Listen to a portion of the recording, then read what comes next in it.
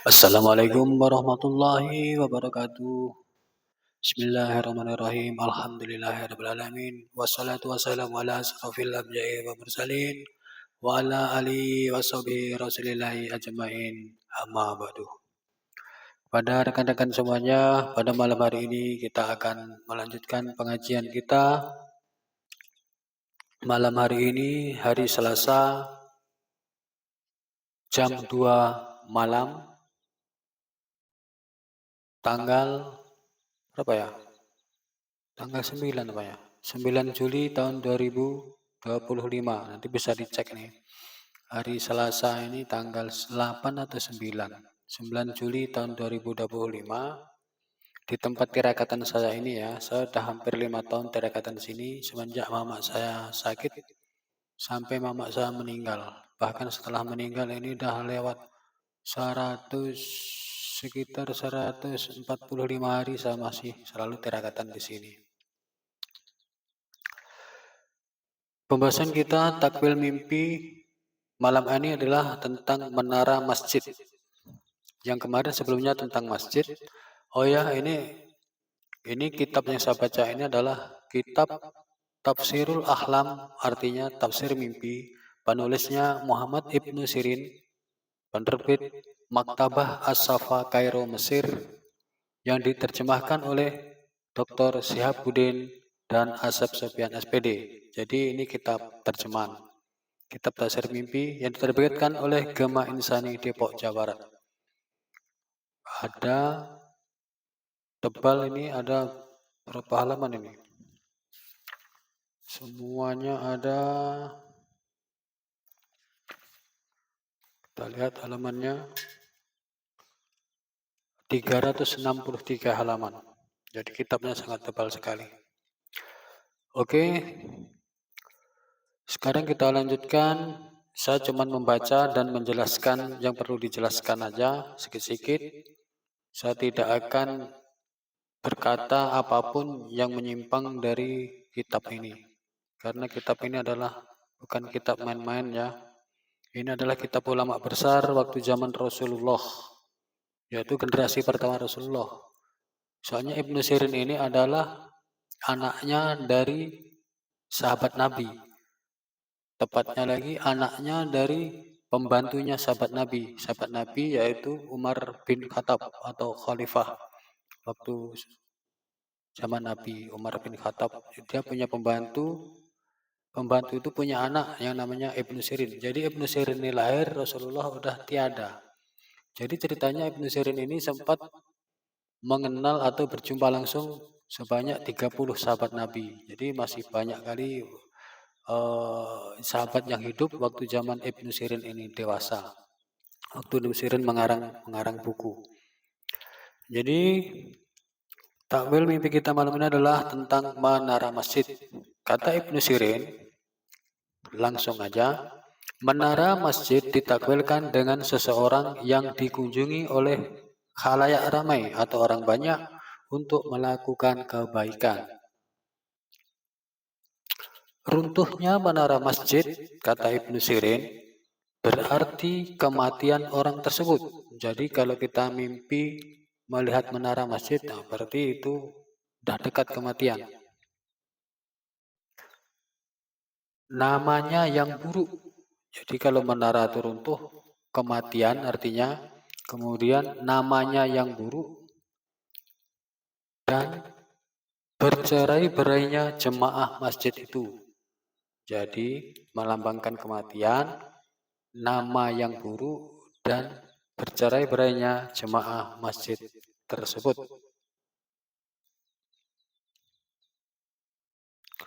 Selanjutnya, jika kita melihat dalam mimpi menara masjid jami' atau masjid yang besar, masjid jami' itu, kalau di sini mungkin masjid raya, ditakwilkan dengan seseorang yang mengajak manusia kepada agama Allah Subhanahu wa Ta'ala.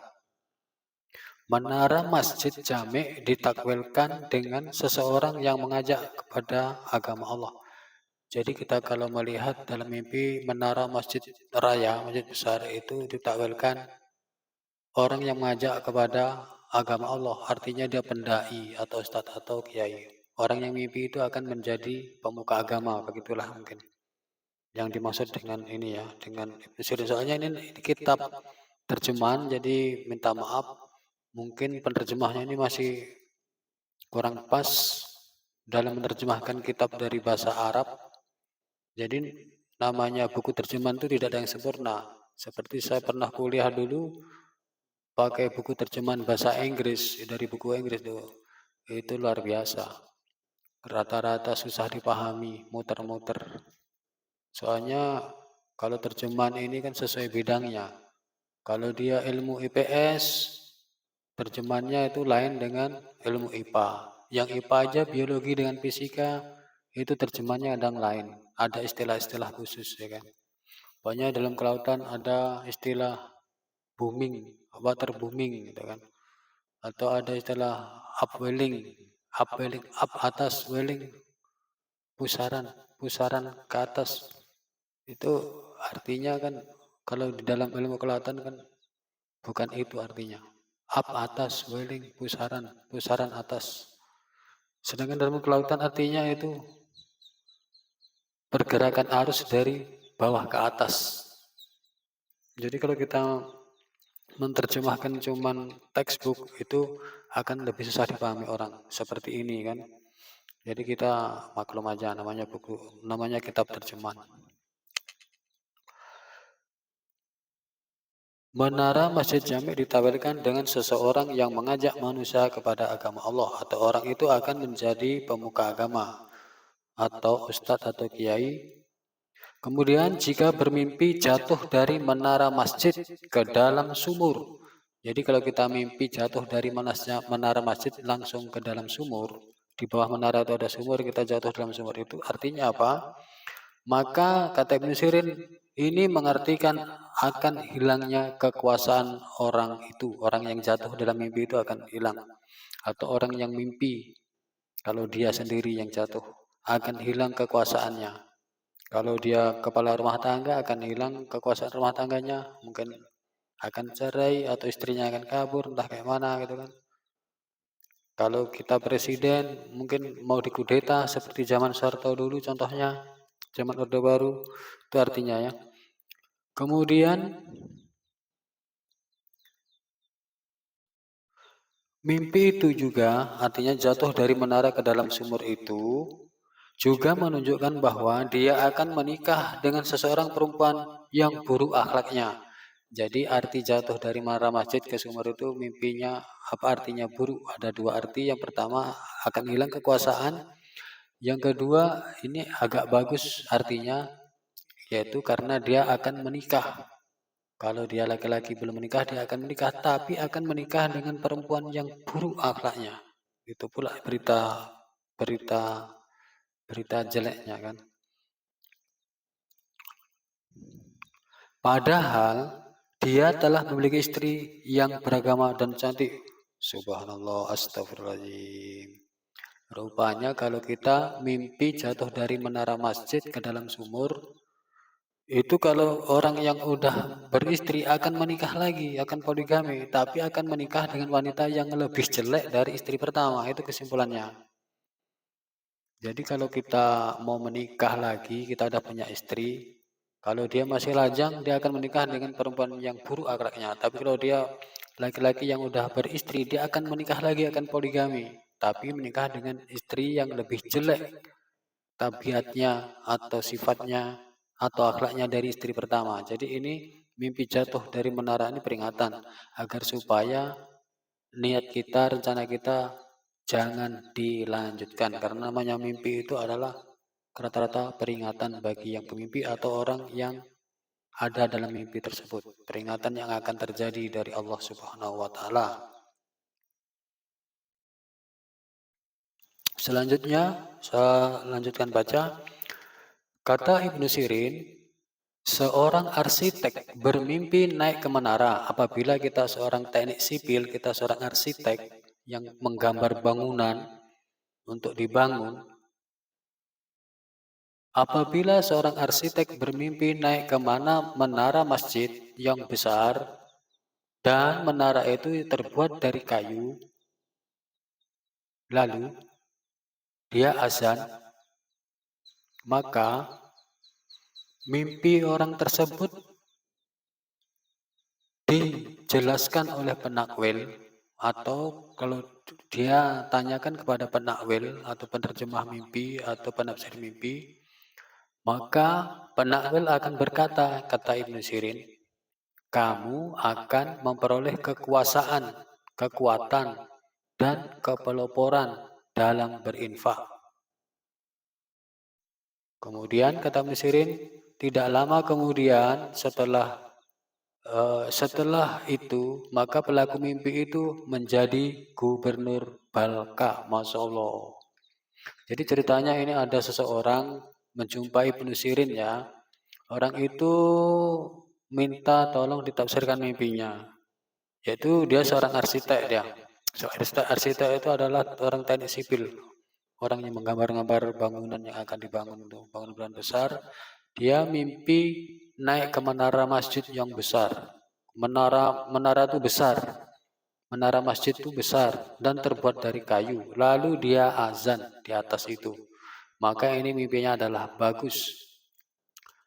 Jadi tidak lama setelah itu, maka mimpinya menjadi kenyataan sebagaimana yang ditafsirkan oleh Ibnu Sirin. Itu kata Ibnu Sirin.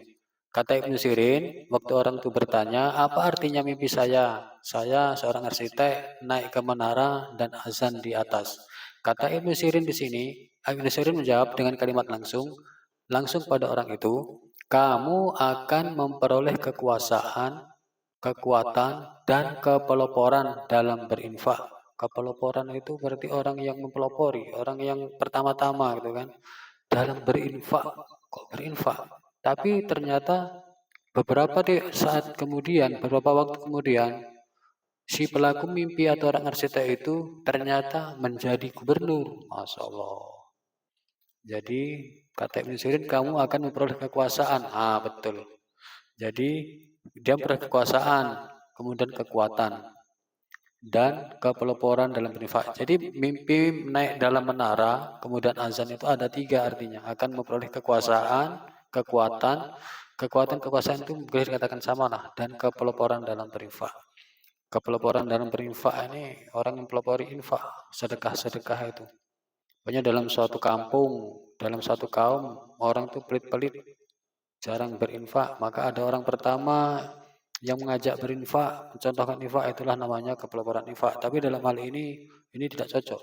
Yang cocok adalah kata Ibnu Sirin, kamu akan memperoleh kekuasaan dan kekuatan. Luar biasa. Selanjutnya,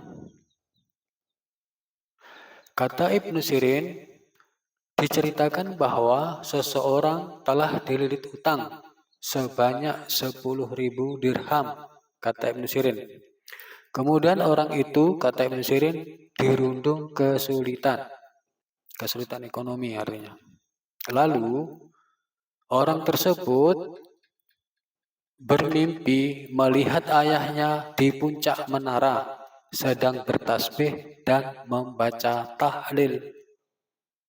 Begitu melihatnya, si pemimpi itu mendoakannya. Begitu melihatnya, maksudnya orang bapaknya yang di atas menara yang sedang bertasbih dan membaca tahlil itu, begitu melihat orang yang mimpi itu, maka bapaknya itu langsung mendoakan dia. Kemudian si pemimpi ini langsung terbangun. Lalu keesokan harinya si pemimpi ini mencari Ibnu Sirin untuk bertanya tentang arti mimpinya. Maka Ibnu Sirin menjelaskan, katanya kepada orang itu, menara menunjukkan keluhuran dan ketinggian yang akan diraih bapakmu. Kata si pemimpi itu, wahai Ibnu Sirin, tapi ayahku telah meninggal, kata dia. Maka Ibnu Sirin membalas lagi dengan mengatakan, bukankah kamu anaknya? Kata si mimpi, benar Ibnu Sirin. Kemudian kata Ibnu Sirin lagi, Mudah-mudahan kamu menjadi ulama atau penguasa. Tasbih yang dilakukan oleh ayahmu lantaran kamu berada dalam kedukaan dan kesedihan, maka Allah Subhanahu wa Ta'ala akan memberikan jalan keluar bagimu.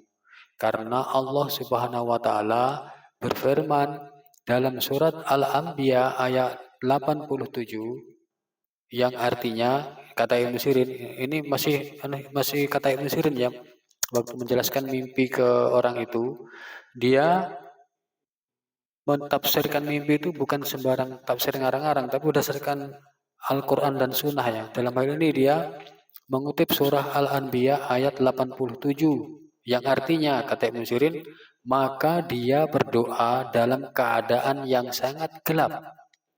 Tidak ada Tuhan selain Engkau, Engkau Allah, Maha Suci Engkau Allah, sungguh aku termasuk orang-orang yang salim.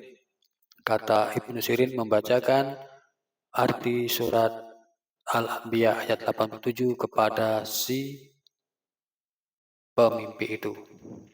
Kemudian tidak lama berselang setelah terjadi perbincangan antara pemimpi dengan Ibnu Sirin tersebut, tiba-tiba seseorang memegang tangannya seraya berkata, "Kamukah si kurma kering?" Aduh, ini mana ceritanya? Tidak lama berselang, tiba-tiba seseorang memegang tangan si pemimpi, seraya berkata, "Kamukah si kurma kering?"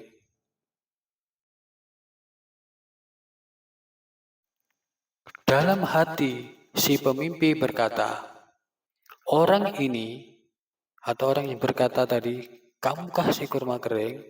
Orang ini tiada lain kecuali pemilik piutang yang akan menagih. Masya Allah. Tiba-tiba ya setelah pemimpi itu jumpa Ibnu Sirin minta tafsirkan mimpi, dia pulang, kemudian tiba-tiba ada orang datang yang menjumpai si pemimpi dengan memegang tangannya sambil berkata, "Kamukah si kurma kering?" katanya. Kemudian si pemimpi ini ketakutan karena kan dia lagi kesulitan ekonomi tadi sebelum mimpi. Kemudian banyak utang, dipikirnya orang yang memegang tangannya ini dan yang berbilang, "Kamukah si kurma kering?" ini dipikirnya ini adalah orang yang akan menagih utang. Begitu ceritanya. Orang ini tiada lain kecuali pemilik piutang yang akan menagih. Si pemimpi itu mengira kan. Kemudian orang yang memegang tangan itu melanjutkan pembicaraannya. Sakdanah, apa sakdanah? Sakdanah, seorang perempuan tengah sakit. Dia akan berwasiat dan mengundangmu. Masya Allah, Sakdanah ini nama orang perempuan. Jadi rupanya yang datang ini bukan penagih utang. Rupanya dia memberi kabar kepada si pemimpi ini. Si pemimpi ini lagi kesulitan ekonomi ini kan. Jadi ada orang datang tiba-tiba mengatakan, memberi informasi bahwa ada orang yang namanya Sakdanah. Itu adalah orang perempuan, dia lagi sakit dan dia akan berwasiat dan mengundangmu. Mungkin mau dikasih apa ya? Si pemimpin ini mau dikasih harta warisan kayaknya sebelum meninggal. Sakdanah sebelum meninggal. Maksudnya itu tuh. Soalnya tadi arti mimpinya kata Ibnu Sirin, maka dia berdoa dalam keadaannya sangat gelap. Tidak ada Tuhan selain Engkau, maksud Engkau. Kata Ibnu Sirin, mudah-mudahan kamu menjadi ulama atau penguasa. Tasbih yang dilakukan ayah lantaran kamu berada dalam kedukaan. Oh, jadi mimpinya itu, mimpi ayahnya bertasbih di atas menara. Baca tahlil dan tasbih ayahnya di atas menara. Itu mimpi dia. Itu artinya, kata Ibnu Sirin, mudah-mudahan kamu menjadi ulama atau penguasa. Tasbih yang dilakukan ayahmu lantaran kamu berada dalam kedukaan dan kesedihan masalah perekonomian, banyak utang, maka Allah Subhanahu wa taala akan memberikan jalan keluar bagimu. Karena Allah Subhanahu wa taala berfirman dalam surat An-Nabiyyah ayat 87 yang tadi itu, yaitu maka dia berdoa dalam keadaan yang sangat gelap. Tidak ada Tuhan selain Engkau, Maha Suci Engkau, sungguh aku termasuk orang-orang zalim. Masya Allah. Jadi ini ada orang yang lagi kesusahan, banyak masalah, masalah ekonomi dan sebagainya, banyak utang. Rupanya didoakan oleh ayahnya yang udah meninggal, Masya Allah. Ayahnya itu mendoakan dia dari atas menara. Sambil berdoa dia membaca tahlil, sambil bertasbih di atas menara yang tinggi besar terbuat dari kayu. Masya Allah. Kemudian tidak lama kemudian dia datang ke Ibnu Sirin dan kata Ibnu Sirin, kamu akan menjadi ulama dan penguasa. Akhirnya atau pejabat. Kemudian betul setelah orang ini, pemimpin ini pulang ke rumah, tiba-tiba dia didatangi oleh seseorang. Dia sempat kaget, bukannya ada orang menagih utang karena dia lagi dalam keadaan masalah. Rupanya bukan. Rupanya orang datang itu memberi informasi, dia cuma menyampaikan informasi, ada orang namanya Sa'adah, kata dia. Dia lagi sakit, dia perempuan, mungkin dia mau meninggal, dia akan memberikan wasiat atau pesan kepada kamu. Mungkin kalau menurut saya ini akan beri warisan kayaknya ini. Tapi coba kita baca selanjutnya. Ini kan perkiraan saja. Kemudian Penakwil atau Ibnu Sirin pergi bersama orang itu. Masya Allah. Subhanallah. Rupanya orang yang mimpi ini langsung menghubungi si Ibnu Sirin. Ibnu Sirin ini yang tempat dia menanya takwil mimpi itu. Kan dia sudah pulang.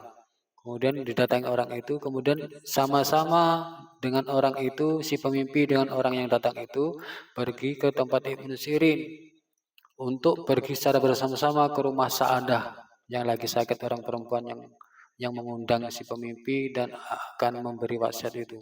Jadi ini orang ini pergi si pemimpi, kemudian orang yang datang memberi informasi itu sama Ibnu Sirin sebagai penakwil mimpi datang ke tempat Sa'adah, perempuan yang lagi sakit itu. Coba kita lanjutkan. Ternyata di sana telah berkumpul para pemuka. Masya Allah, di rumah Sa'adah yang sakit itu ya rupanya telah berkumpul para pemuka. Pemuka ini para tokoh-tokoh. Dan ada tulisan menyatakan bahwa Sa'danah, maaf ya tadi bukan Sa'adah tapi Sa'danah. Dan ada tulisan yang menyatakan bahwa Sa'danah memberikan sepertiga hartanya kepada si kurma kering. Masya Allah. Betul perkataanku. Dia Sa'danah sebelum meninggal akan beri wasiat, beri warisan kepada orang si kurma kering, yaitu sepertiga hartanya. Masya Allah. Tadi ada orang datang menjumpai si pemimpi, kan ditanya, bukankah kamu si kurma kering? Katanya. Apa maksudnya si kurma kering? Si kurma kering ini orang yang miskin mungkin maksudnya, orang yang banyak masalah. Bukankah kamu si kurma kering? Katanya. Mana tadi? Iya nih. Tiba-tiba datang orang langsung memegang tangannya serta berkata, kamu kasih kurma kering. Kemudian si pemimpi tidak menjawab karena ketakutan, dipikirnya ada orang menagih hutang.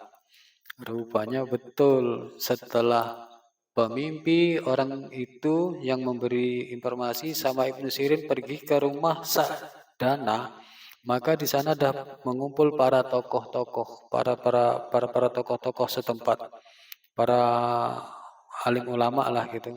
Kemudian tokoh-tokoh kayak pejabat-pejabat daerah setempat mengumpul di rumah Sa'danah dan ada tulisan yang menyatakan bahwa Sa'danah memberikan sepertiga hartanya kepada si kurma kering. Si kurma kering yaitu tadi si pemimpi.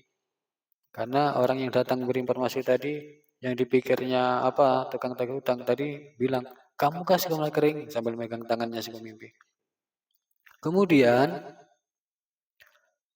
Sa'danah telah mewasiatkan sepertiga hartanya untuknya, untuk si pemimpi. Setelah 3 hari kemudian, perempuan itu pun meninggal dunia, betul.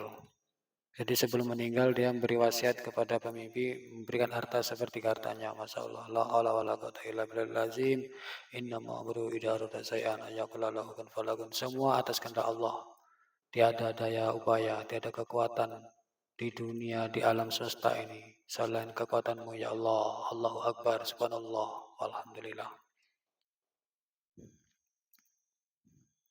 Demikianlah kawan, arti mimpi tentang menara. Mudah-mudahan mendapat ilham untuk kita semua atau menambah ilmu kita semua tentang mimpi. Karena kata Nabi, namanya mimpi itu adalah sepertiga bagian dari kenabian. Artinya, jika mimpi itu memang betul datang dari Allah, maka itu adalah sifat kenabian. Artinya, mimpi itu adalah benar, ada artinya. Bukan mimpi dari setan atau bukan dari angan-angan atau dari perasaan kita sebelum tidur. Wabillahi taufik wal hidayah. Wassalamualaikum warahmatullahi wabarakatuh.